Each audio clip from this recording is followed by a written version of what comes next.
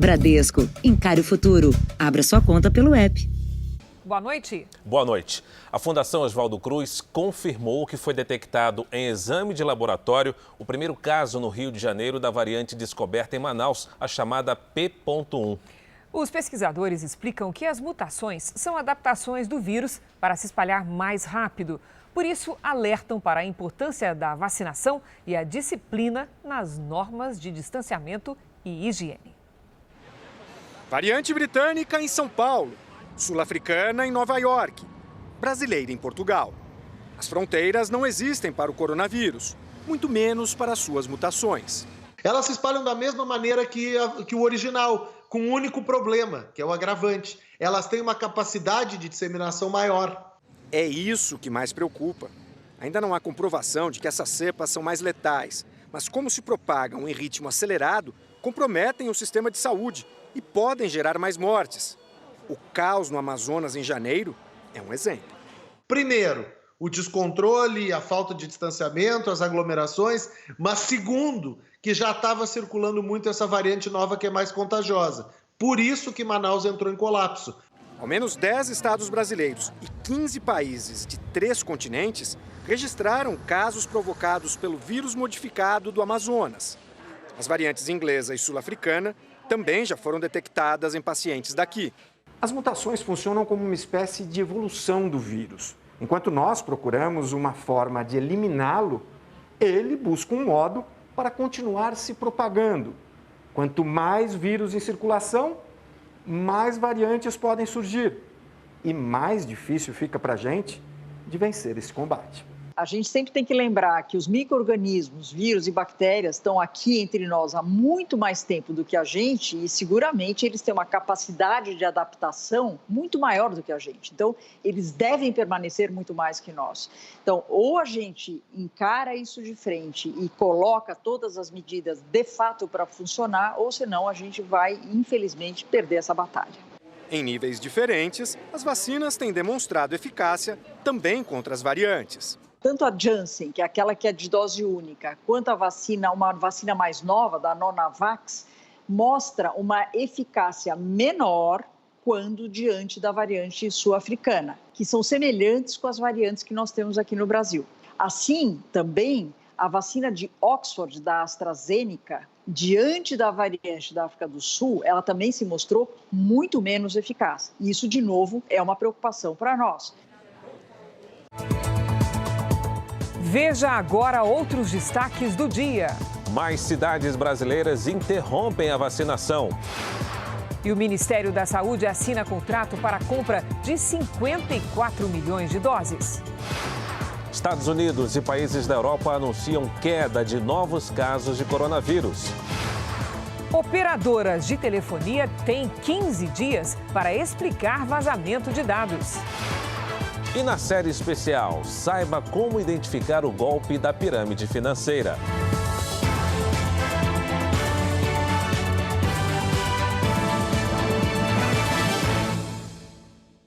Oferecimento Bradesco, encare o futuro, abra sua conta pelo app.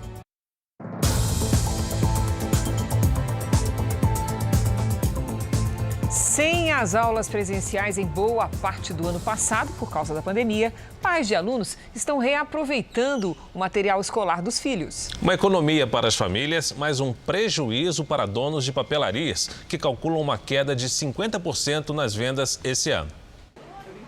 A lista da escola dos 2 filhos é grande, mas dessa vez a Úrsula só vai precisar de uma parte do material. Porque sobrou tudo em casa, né? Que eles não levaram o ano passado e o que a escola devolveu. E mesmo com uma compra menor nesse ano, a Selmara não abriu mão de economizar mais um pouco.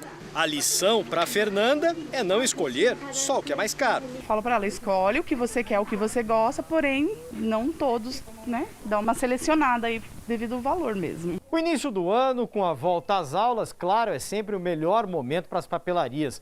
Representa o mesmo que o Natal para outros setores do comércio. Só que desta vez, segundo os lojistas, o movimento está muito menor. Até agora, as vendas não passaram da metade do que foram no ano passado. A pessoa não está comprando o que está em casa. Como é que está a tua venda de mochila esse ano? Eu acho que eu vendi uma. No ano passado, sem aulas presenciais na maior parte do tempo, as papelarias já tinham sofrido uma queda de 40% nas vendas. É uma situação ainda de muita incerteza e torna muito mais difícil, inclusive, o planejamento, as compras. Como é que uma papelaria ia se preparar agora no começo do ano, sem saber se as aulas iam retomar, não iam retomar, compra estoque, não compra? Então, tudo isso cria um desequilíbrio ainda maior do que o fato de não vender. O sindicato do setor diz que a crise provocou o fechamento de mais de 800 papelarias no estado de São Paulo. Para tentar melhorar o faturamento, teve empresário que incluiu outros produtos nas lojas. Mas para ter uma reação mesmo nas vendas, o economista só vê uma saída. Depende muito da vacina para que se possa voltar às atividades, se não no normal totalmente, que permita às empresas faturar e começar também a ter um horizonte. E nas redes sociais do Jornal da Record, você confere dicas para economizar na compra do material escolar. Acesse lá.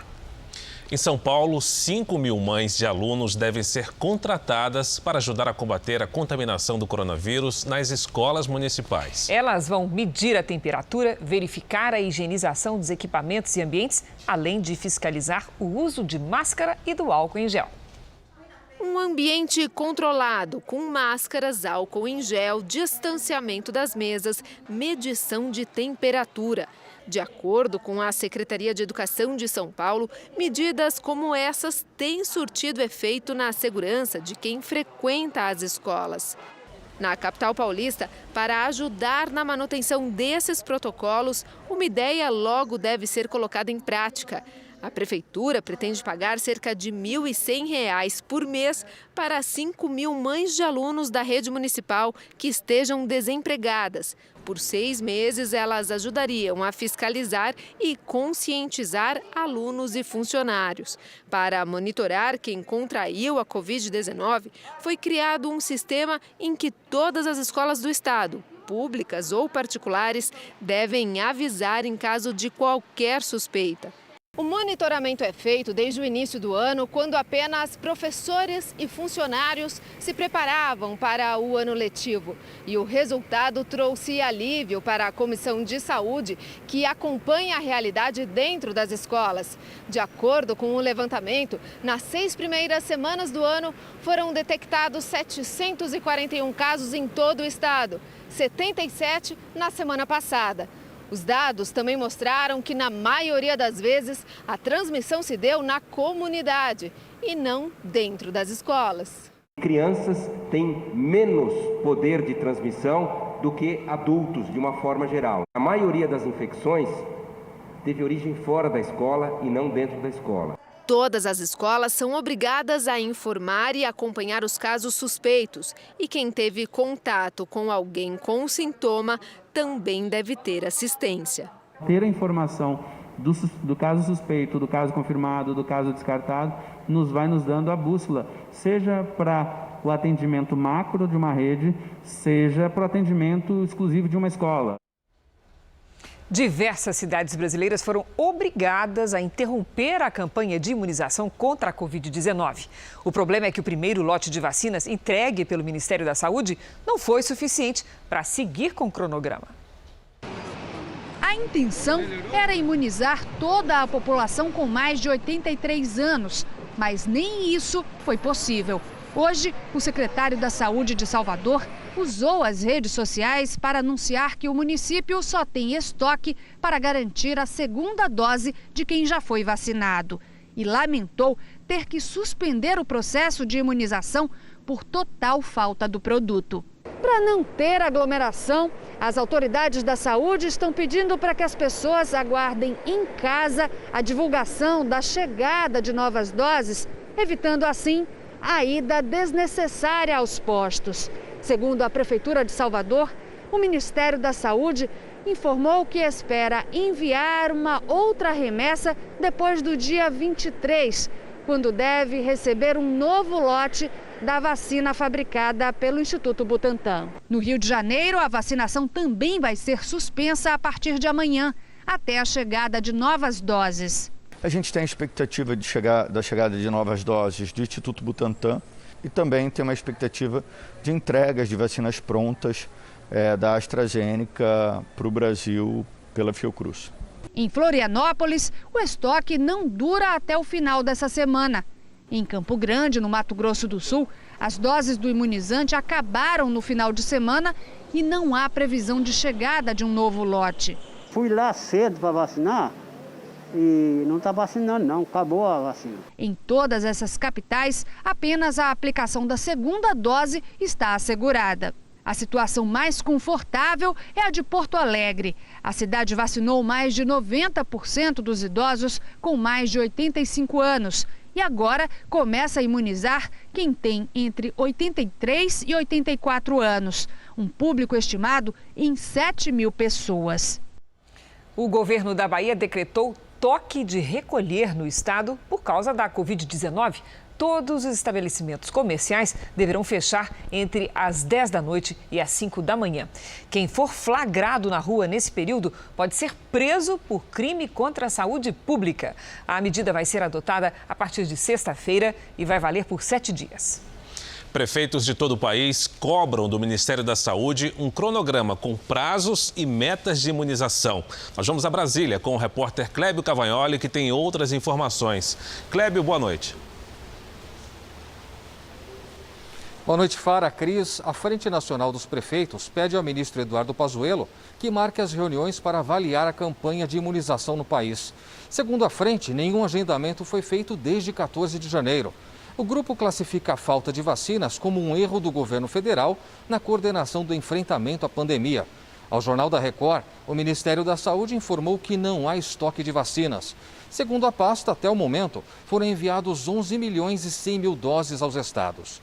O Ministério prevê receber 9 milhões de doses da Coronavac, do Butantan, e mais 4 milhões da vacina de Oxford, ainda em fevereiro, mas sem uma data exata. O Ministério da Saúde assinou um contrato ontem com o Butantan para a produção de 54 milhões de doses da Coronavac, que, somadas a outras já contratadas, chegará ao total de 100 milhões de doses para distribuição até o mês de setembro. Fara, Cris. Obrigado pelas informações, Clébio. Nós vamos ver agora como está o andamento da vacinação em todo o país. Nas últimas 24 horas, mais de 300 mil brasileiros receberam a vacina. Com isso, 5.509.000 pessoas já foram imunizadas contra o coronavírus. A segunda dose foi aplicada em pouco mais de 329 mil pessoas. São Paulo é o estado que mais vacinou, com 1.677.000 doses, ou 3,62% da população. Seguido por Minas Gerais, que imunizou 517 mil moradores do estado. No Pará, 1,44% da população foi vacinada até agora, mas o estado já iniciou a aplicação da segunda dose. Do norte, a gente vai para o Nordeste, no Maranhão, com 112 milhões de vacinas aplicadas. O estado também conseguiu imunizar 1,44% dos moradores. E no portal r7.com, você pode acompanhar a situação de todos os estados no mapa interativo. Acesse lá. O Rio de Janeiro teve mais uma noite com festas clandestinas e um dia de praia lotada. Uma das festas que mais chamaram a atenção foi no alto do Morro do Vidigal, na zona sul do Rio. 3 andares de aglomeração. O evento foi até as primeiras horas desta manhã. Todas as pistas de dança estavam lotadas. Quase ninguém usava máscara ou pensava em distanciamento. Hoje, o intenso calor levou cariocas e turistas para a praia. No Recreio, por exemplo, a areia estava lotada e as regras de isolamento social ficaram para trás. Um desrespeito que preocupa, porque o Rio segue com todas as regiões em alto risco para a Covid-19. Em Senador Canedo, na região metropolitana de Goiânia, um caminhão de combustível pegou fogo. As chamas que consumiam o caminhão-tanque logo se alastraram e atingiram 2 casas. Os bombeiros conseguiram controlar o fogo e ninguém ficou ferido. Ainda não se sabe o que teria causado o incêndio. Pela segunda vez em menos de um ano, uma agência bancária do Rio de Janeiro foi alvo de criminosos. A polícia monitorava a quadrilha e chegou ao local durante o assalto. Na troca de tiros, 2 suspeitos morreram. O teto desabou na casa vizinha à agência bancária. E os tiros de fuzil ameaçaram os moradores de Anchieta, na zona norte do Rio.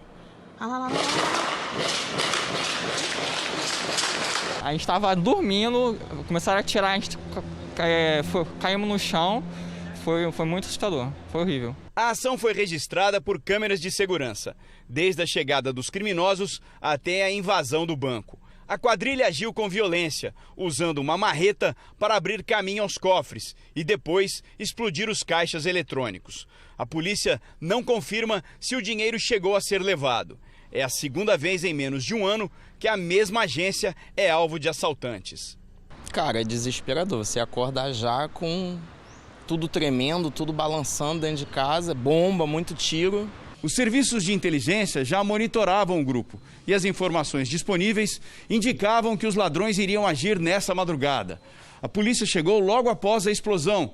Houve troca de tiros. 2 suspeitos morreram e outros 2 conseguiram fugir. Essa quadrilha em específico, que atuou hoje, que vem sendo investigado pela Polícia Civil, pertence ao narcotráfico da comunidade da Pedreira. Os ataques às agências bancárias são uma estratégia do crime organizado em busca do dinheiro fácil. Que é uma atividade de recurso rápido que acontece, que dificulta a identificação e a prisão desses criminosos. Você vai ver daqui a pouco. Operadoras de telefonia têm 15 dias para explicar o vazamento de 100 milhões de contas de celular. E na série especial, saiba identificar os golpistas que induzem milhares de pessoas a entrar no esquema das pirâmides.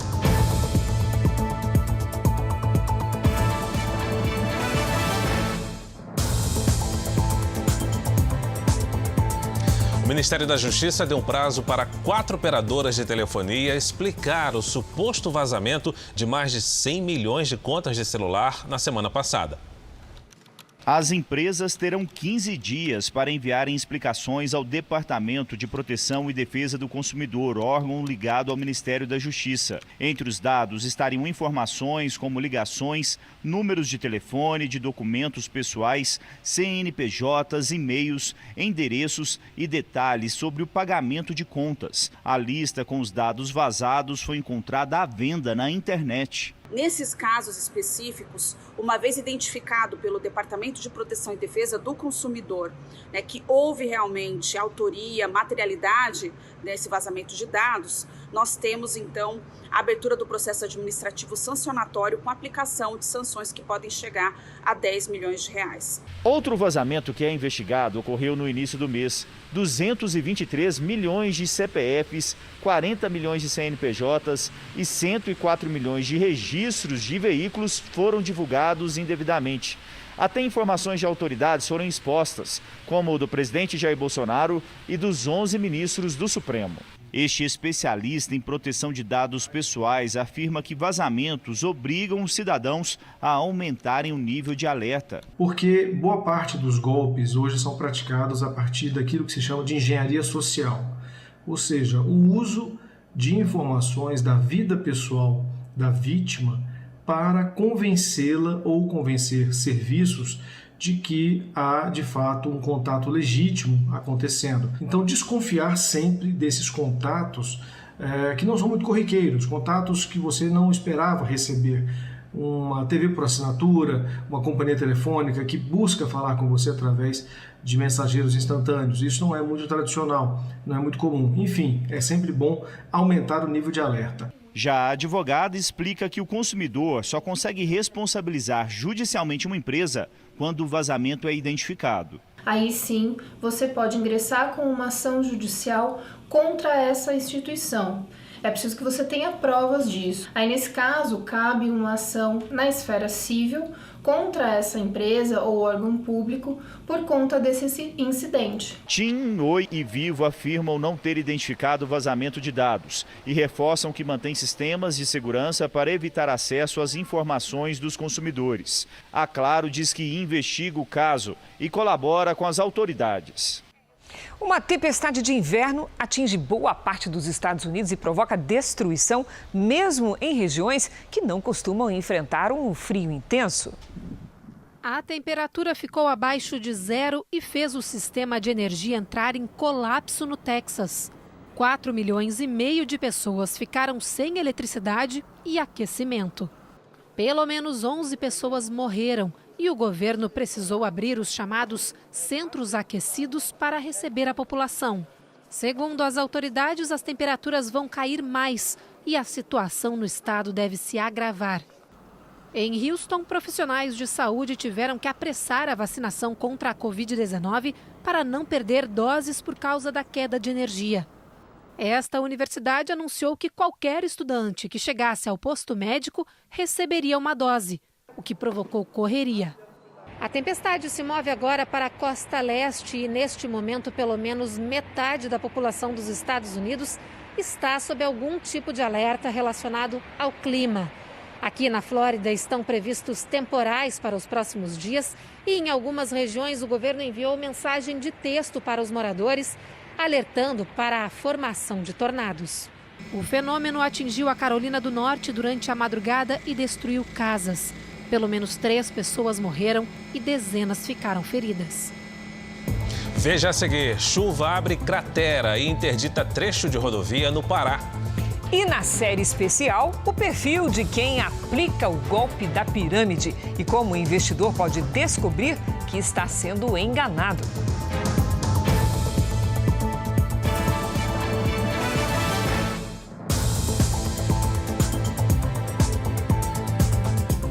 O enfermeiro foi preso em flagrante quando saía do plantão no Hospital Universitário da USP, em São Paulo.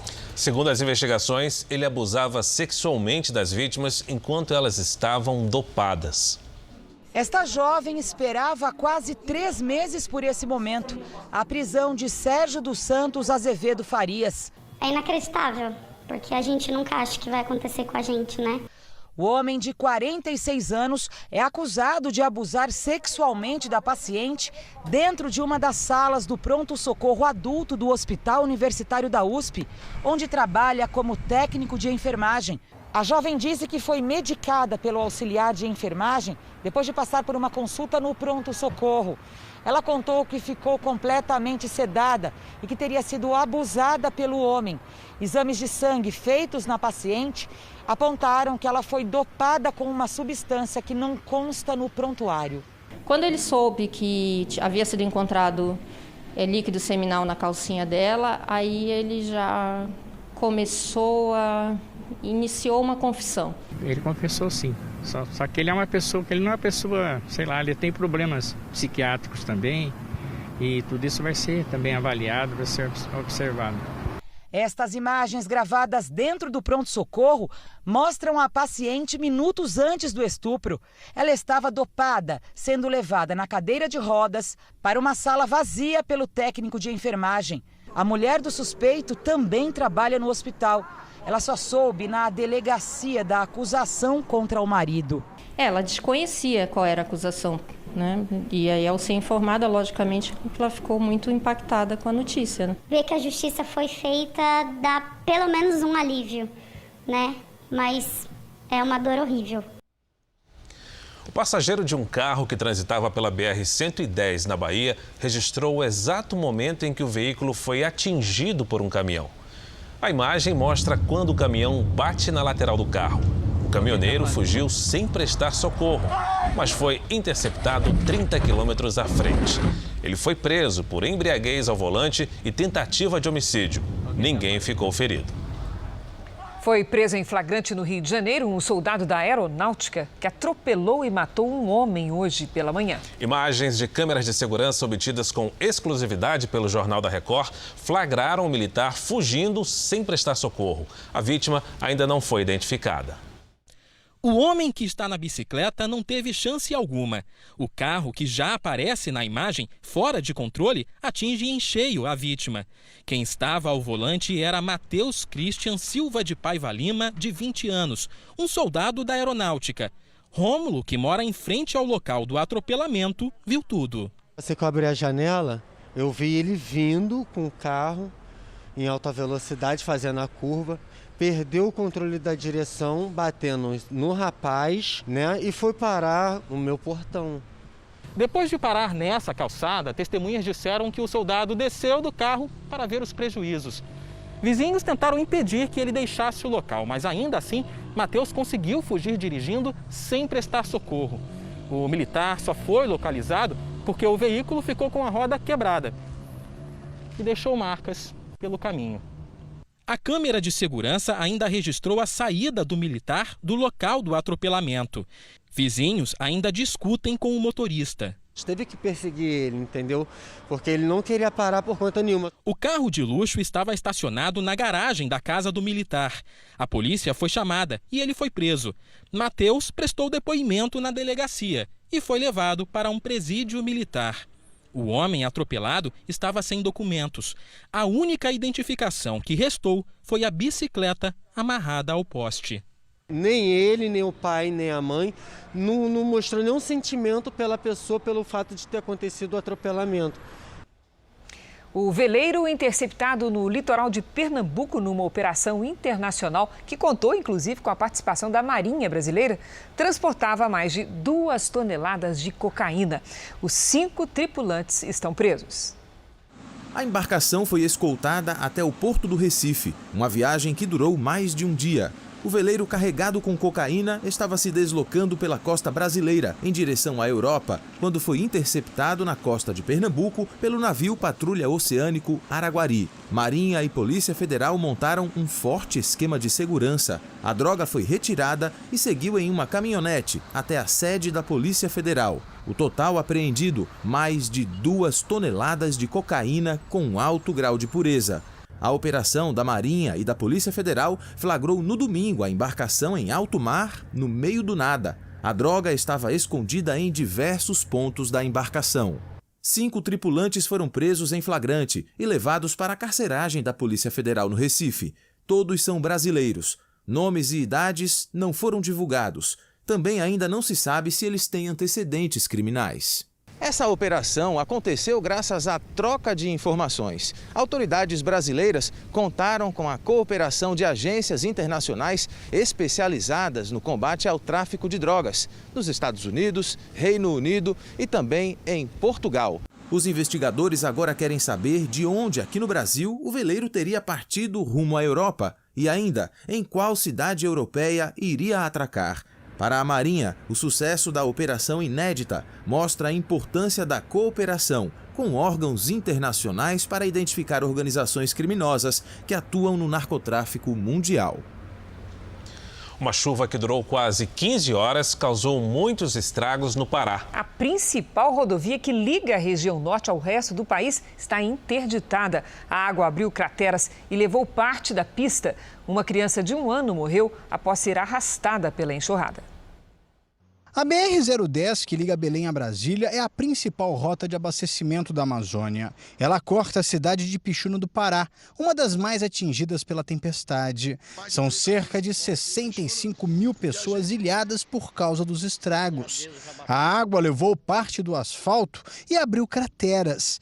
Caminhoneiros ligaram os faróis para alertar os outros motoristas para o perigo. A chuva continuou durante toda a madrugada e o estrago ficou ainda maior. Aí, a situação da BR Zona, como é que tá aí, galera? Foram cerca de 15 horas de chuva intensa. Os rios da região chegaram a subir até 8 metros. A água invadiu Ipixuna do Pará e destruiu várias casas. A Defesa Civil foi acionada. Centenas de pessoas estão desalojadas. O prefeito decretou estado de calamidade pública. No início da tarde, voltou a chover na região e a correnteza do rio ficou ainda mais forte. Tá quebrando. Aos poucos acho que vai romper. Olha o tamanho do problema aí, ó. A Polícia Rodoviária Federal tenta restabelecer o tráfego na área por estradas alternativas. Algumas propriedades privadas, fazendas, disponibilizaram parte de seu terreno para que fossem utilizados como possíveis rotas alternativas e a PRF junto com o DENIT estão avaliando essas possibilidades.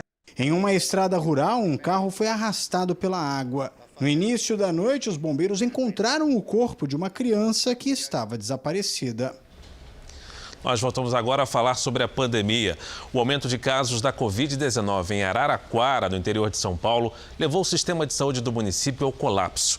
A cidade tem 12 dos 25 casos registrados no estado da variante que surgiu primeiro em Manaus. Araraquara atravessa o pior momento desde o início da pandemia no ano passado, com o aumento do número de casos da Covid-19. Hoje, o governo do estado prometeu abrir na cidade 70 novos leitos, entre enfermaria e UTIs, e outros 25 leitos na região. Diante dessa situação, o sistema de saúde de Araraquara entrou em colapso. Hoje, 16 pacientes não tinham onde ser internados. A solução foi improvisar leitos em hospitais e transferir doentes para cidades vizinhas. O que nós observamos em vários locais que essa cepa se instalou é a velocidade de número de casos e mais o comprometimento de pessoas jovens. Então é muito importante, fundamental nesse momento, que essas medidas em que restringam a circulação de pessoas, restringam com elas a circulação do próprio vírus. Com a explosão de casos da Covid-19 em Araraquara, a prefeitura decretou o bloqueio total das atividades. Para agravar a situação, 12 dos 25 infectados com a nova cepa brasileira no estado de São Paulo foram registrados na cidade. Nas últimas 24 horas, Araraquara confirmou 229 casos de Covid-19. Até o momento, são mais de 12.400 contaminados e 158 mortes. Vamos aos números de hoje da pandemia no Brasil. Segundo o Ministério da Saúde, o país tem mais de 9.921.000 casos da Covid-19. São quase 241 mil mortos. Foram 1.167 registros de mortes nas últimas 24 horas. Também entre ontem e hoje, 77 mil pessoas se recuperaram. No total, já são mais de 8.883.000 pacientes curados e mais de 797 mil seguem em acompanhamento. Vamos agora com a opinião do jornalista Augusto Nunes. Boa noite, Augusto. Boa noite, Cris. Boa noite, Fara. Boa noite a você que nos acompanha. As medidas de distanciamento social adotadas pelos encarregados do combate à pandemia nunca foram estendidas ao transporte público. Assim, já faz um ano que milhões de brasileiros pobres, honestos, mal alimentados e mal dormidos consomem algumas horas por dia nos deslocamentos entre o lugar onde moram e o local do emprego, aglomerados em ônibus ou vagões perigosamente lotados. Com exceção dos que têm mais de 60 anos ou são portadores de doenças que agravam a Covid-19, eles não sabem quando serão vacinados. Se fossem criminosos condenados a penas de prisão, estariam incluídos no grupo prioritário que será imunizado logo depois dos sexagenários.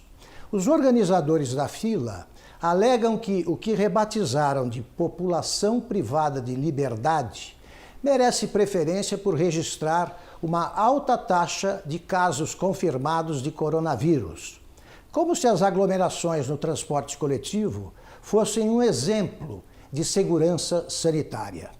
O baixíssimo índice de óbitos nos presídios é 87% inferior à média nacional, em decorrência de 3 fatores. A imensa maioria dos presos tem menos de 40 anos, 3 refeições por dia e um cotidiano nada exaustivo. Há algo de muito errado num país em que a vida dos trabalhadores pobres é bem pior do que a vida na cadeia. Durante a pandemia, as empresas e os colaboradores tiveram que se adaptar às novas maneiras de trabalhar. Quase um ano depois, o home office é visto como bem-sucedido, a ponto de ser adotado de maneira definitiva em muitas organizações. Segundo especialistas, 80% das empresas devem adotar o trabalho de casa de forma definitiva em pelo menos um departamento. De repente, uma tela separa o mundo real do virtual no mercado de trabalho, numa casa sem fronteiras. As demandas continuam as mesmas, mas o jeito de produzir ficou bem diferente. Uma agenda profissional com uma agenda pessoal, também tudo ficava tudo misturado. Nessa fábrica com 8.000 colaboradores, todos os funcionários do administrativo foram trabalhar de casa. A empresa entendeu que para manter e até aumentar a produtividade, era preciso dar um suporte. Do teclado, do apoio, da cadeira, para que todo mundo possa ter um escritório com todas as condições saudáveis para que se possa performar. E mais, aplicativos lembram os colaboradores e definem horário de descanso, início e final da jornada. Eu tenho check-up de saúde, check-up diário, terapias orientadas, super útil nesse momento em que a gente teve que se reinventar dentro de casa. O Wilton fala com a gente da praia. Ele é dono de uma empresa de consultoria em inovação digital. Não tem do que reclamar. Nós recuperamos a nossa rentabilidade porque muitas empresas nos procuraram para entender como é que elas poderiam se inovar, se reinventar a partir desse contexto pandêmico. A gerente de programas Olga é uma das funcionárias da empresa. No início passou por várias adaptações, mas a família foi se ajustando e a mesa da sacada virou um escritório movimentado que fala com várias partes do mundo. Uma pesquisa feita pela Fundação Getúlio Vargas, que entrevistou cerca de 2.000 empresas e também colaboradores, mostra bem o resultado dessa nova tendência. 80% das empresas declararam que querem continuar pelo menos com alguns departamentos em home office, mesmo depois que os riscos impostos pela pandemia diminuírem. 93,5% dos colaboradores querem manter algum tipo de home office. É importante dizer também que os colaboradores não querem ficar 100% em casa. As pessoas sentem falta do convívio no trabalho. Então, a empresa ganha um colaborador feliz. Essa é uma vantagem grande o suficiente para que esse modelo seja, no mínimo, avaliado. No noticiário internacional, países da Europa e os Estados Unidos anunciaram hoje queda de casos e de infecções ativas provocadas pelo coronavírus. Ao mesmo tempo, a imunidade da população tem aumentado. O mérito, segundo os especialistas, é das campanhas de vacinação. O Reino Unido, que começou a vacinar no dia 7 de dezembro, ultrapassou a meta. Mais de 15 milhões de pessoas já receberam uma ou duas doses e 19% da população tem anticorpos. Os dados do governo britânico mostram que o número de novos casos é o menor desde outubro. Na Itália, os registros também são promissores e trazem esperança para a população. O país, que foi o primeiro epicentro da Covid-19 fora a China, registrou pela primeira vez desde novembro uma queda nos casos ativos, menos de 400 mil. Aqui em Portugal, as internações tiveram a maior queda desde o início da pandemia. Uma redução que traz alívio para o sistema de saúde, que recebeu essa semana apoio de médicos da França e de Luxemburgo. Apesar do cenário mais otimista, Portugal segue em confinamento geral até pelo menos dia 1º de março. Israel e Estados Unidos também estão avançados nos programas de imunização. Segundo o governo americano, nas últimas 2 semanas, a taxa de contágio caiu quase 40% e ainda houve queda nas hospitalizações e número de mortes no mesmo período. E o Japão começou hoje a campanha de vacinação contra a Covid-19. Quem tem as informações ao vivo é a correspondente Silvia Kikuchi. Silvia, bom dia para você aí. Conta pra gente quem serão os primeiros a receber as doses. Olá, Cris, Fara. São cerca de 40 mil profissionais da saúde, como médicos e enfermeiros, que trabalham na linha de frente de combate à Covid-19. O aparente atraso no início da campanha aconteceu porque aqui no Japão as vacinas passaram por testes adicionais para mais informações sobre a eficácia e os efeitos colaterais. A cautela é considerada comum para esse tipo de processo no país. Além disso, a questão logística será um desafio, já que as vacinas virão de 3 farmacêuticas estrangeiras, como a gente vê na reportagem. Até o final do ano, o Japão deve receber doses suficientes para imunizar os mais de 126 milhões de habitantes. O país comprou 144 milhões de doses da Pfizer, 120 milhões de Oxford e outros 50 milhões da americana Moderna. Depois da linha de frente de combate à Covid-19, será a vez dos demais profissionais da saúde serem vacinados. Em seguida, os idosos, o que está previsto para abril. Mas parte da população está preocupada com o mês de julho, quando começam a chegar as delegações para as Olimpíadas. Os jogos deveriam ter ocorrido no ano passado, mas foram adiados para este ano por causa da pandemia. Questionado sobre quantas pessoas estariam vacinadas até o evento, o ministro Taro Kono, que lidera os esforços de vacinação contra o coronavírus, disse que não tem ideia, já que a imunização vai acontecer à medida que as doses da Europa e dos Estados Unidos chegarem ao Japão. Um deputado sul-coreano denunciou que hackers da Coreia do Norte tentaram roubar informações da farmacêutica Pfizer. Segundo o deputado, o objetivo era roubar a tecnologia aplicada na criação de vacinas e tratamentos contra a Covid-19. Não foi confirmado se os hackers conseguiram acesso aos dados da empresa. A Pfizer ainda não comentou o assunto. Um temporal assustou muita gente hoje à tarde em Guarujá, no litoral paulista. Banhistas registraram o momento em que a tempestade e as rajadas de vento atingiram a praia da Enseada. A Defesa Civil informou que foram registrados 16 milímetros de chuva e ventos de até 22 quilômetros por hora. 3 árvores caíram e vários quiosques foram destruídos. Ninguém ficou ferido. E os temporais não são exclusividade do Sudeste, não. A chuva forte na metade norte do país aumentou a umidade até em municípios do sertão nordestino. Nas últimas 24 horas, a cidade de Crateús, no Ceará, registrou mais do que toda a chuva esperada para o mês. Lidiane Sayuri está conosco. Vamos saber dela. Até quando seguem os temporais, Lidy? Vamos lá, Cris. Boa noite para você, para o Fara, para quem nos acompanha. Pelo menos até o fim da semana, os temporais seguem no norte, nordeste e sudeste também. Essa quantidade de água é resultado do encontro de ventos dos 2 hemisférios próximo à linha do Equador, que forma nuvens carregadas e chuva forte entre o Amapá e o Ceará, e de um potente corredor de umidade que atravessa o país do norte até o sudeste. Estes 2 sistemas seguem firmes até o final da semana. Nesta quarta-feira tem alerta de tempestade na Bahia, Maranhão, Piauí, Tocantins e em parte de Mato Grosso. Tempo firme apenas em Roraima, grande parte da região sul e também no sul de Mato Grosso do Sul. À tarde faz até 32 graus em Manaus e João Pessoa, 27 em Belo Horizonte e 29 em Cuiabá e também Curitiba. No Rio de Janeiro, 34 graus com chuva isolada. Em Teresina e Palmas, máxima de 26 com temporais a qualquer hora. Em São Paulo, 30 graus, com as pancadas de chuva entre tarde e noite. Cris. Obrigada, Lidy. Até amanhã. O Etna, o vulcão mais ativo da Europa, voltou a entrar em erupção hoje e provocou o fechamento do aeroporto da Catânia, na Itália. A forte explosão no fim da tarde produziu uma densa cortina de fumaça. A nuvem chegou a 1 quilômetro de altura. Essa foi a segunda erupção do Etna em menos de um mês. Que impressionante, não?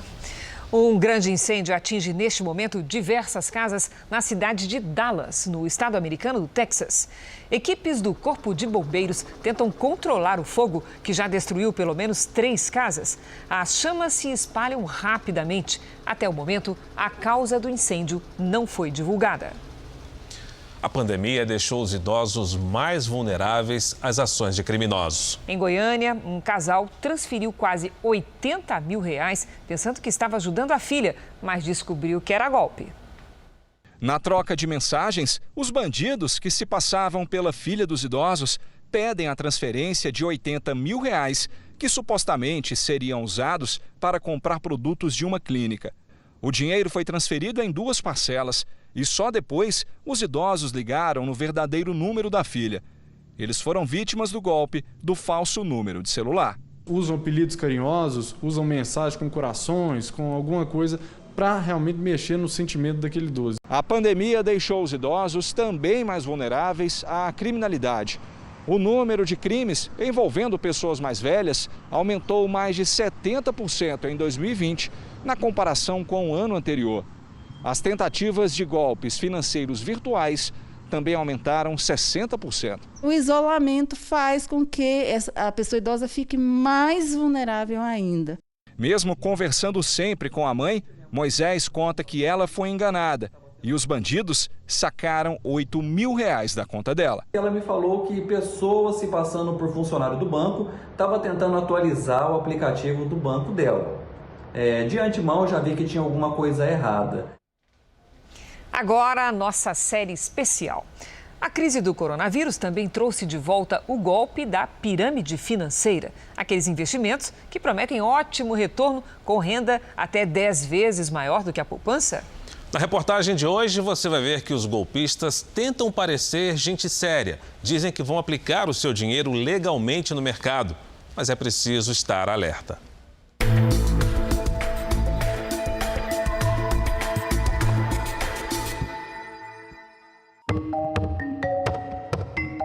Os golpistas aparecem assim, por indicação, com aval de gente próxima. Conheci o Vanderlei através de familiares e ficou sabendo que ele fazia investimentos aí que tinha um rendimento bom. Eles parecem respeitáveis, se vendem como experts em investimento, que já ganharam dinheiro. É um crime fácil de fazer e não precisa de muito. Precisa alugar um escritório, contratar 3 ou 4 funcionários, ter num belo lugar com um automóvel na porta. Não tem. Os investidores da pirâmide tentam mostrar que têm acesso a aplicações especiais, vantagens exclusivas no mercado financeiro, uma opção que sempre rende muito dinheiro. Ele conhecia todo mundo, conhecia diretores aí de bancos que hoje estão ainda no mercado atuando, então ele passava uma segurança aí, né? É assim que os golpistas ganham a confiança do cliente potencial. Aí já era. Mais uma vítima entrou para a lista. Fique atento. Quem está por trás da pirâmide vende o negócio como um ótimo investimento que aumenta seu dinheiro. Usa argumentos convincentes para você acreditar que só não ganha quem não quer. Coisa de mágica. Em pouco tempo, seu dinheiro dobra. Parece tentador, né? Mas por trás dessa história tem uma verdade escondida. No mundo real, não há mágica que faz crescer dinheiro, mas para sumir, é rapidinho. Foi o que aconteceu com este engenheiro de São Paulo, que prefere não se identificar. Hoje eu não tenho dinheiro mal para comer. Ele investiu tudo o que tinha na certeza de aumentar os rendimentos. Me desfiz de um imóvel que eu tinha e eu consegui 170 mil, que era inclusive o que ele pedia. Para você fazer o primeiro aporte, ele pedia alguma coisa dessa ordem, de 150 a 200 mil. Na boa-fé, ainda chamou os amigos mais chegados para participar. Levou até parentes. Na empresa que prometia lucros acima do mercado, aplicaram bastante dinheiro. Nossa conta ali, entre aportes e retiradas, já tinha mais de 1 milhão. A empresa que pegou toda essa bolada é a Vastrade, que tinha sede em Barueri, na Grande São Paulo. Esse advogado representa um grupo de 21 vítimas da Vastrade.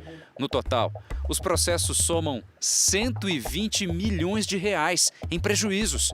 Se cada um tiver imbuído em buscar o recurso para aquela empresa lesar o investidor, todos esses são partícipes do crime e dão conta a um crime permanente, que é o crime de associação criminosa, que veio substituir o antigo crime de formação de quadrilha ou bando. Mas como se defender de um mau negócio, dessas propostas que parecem tão atraentes e que chegam por amigos, pelo celular e que vêm pelas redes sociais e até pelo seu e-mail? A primeira atitude, ensinam os especialistas, é desconfiar. Economista experiente no mercado financeiro, Bruna Alemann, explica que a riqueza, a opulência desses esquemas podem ser só fachada. A forma que ela divulga, se nós repararmos, é atrás de um avião executivo, através de um carro muito caro. Isso é praticamente um padrão.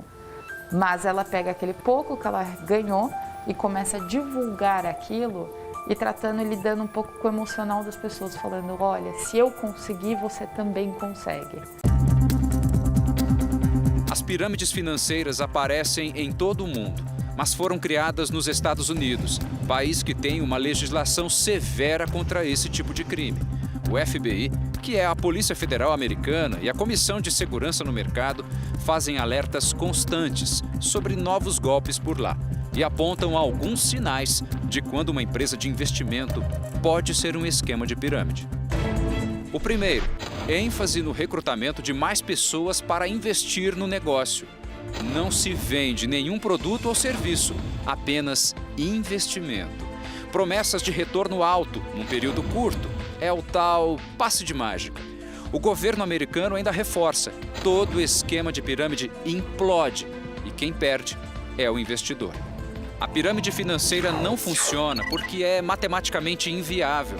Se cada integrante tiver que trazer 5 novos investidores no 11º nível da organização, precisaria mais que a população do Brasil. No 13º, quase o dobro da população mundial. Por isso, a pirâmide sempre quebra, sem novas adesões, sem dinheiro. O engenheiro que caiu na armadilha conta como é dura a realidade de quem ajudou no recrutamento. E eu fico ainda mais com peso na consciência que eu trouxe esse karma para as pessoas que eu gosto. Tem um amigo meu que ele tem uma mãe acamada. Essa reservinha era a reservinha da mãe dele, que ele estava tentando fazer render e hoje não tem nada. E eu tenho na minha consciência que eu tenho que ajudar essa pessoa. Quem entende de investimento explica que é preciso enxergar os negócios com mais clareza. O investimento ele potencializa os seus ganhos. Você vai ganhar dinheiro mesmo trabalhando. Nenhum representante da Vastrade foi localizado. O Jornal da Record termina aqui. A edição de hoje na íntegra e também a nossa versão em podcast estão no Play Plus e em todas as nossas plataformas digitais. E à 00:30 tem mais Jornal da Record. Você fica agora com a novela Gênesis. E a gente se vê amanhã. Até lá. Ótima noite para você e até amanhã.